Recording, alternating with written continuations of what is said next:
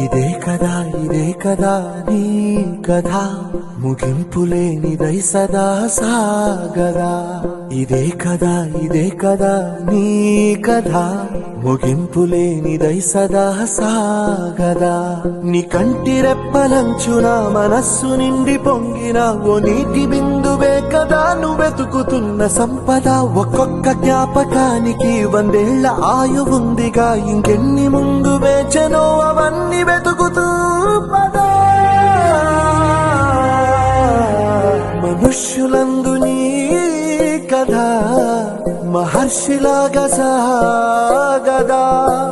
మనుష్యులందు నీ కథ మహర్షిలాగా సాగదా.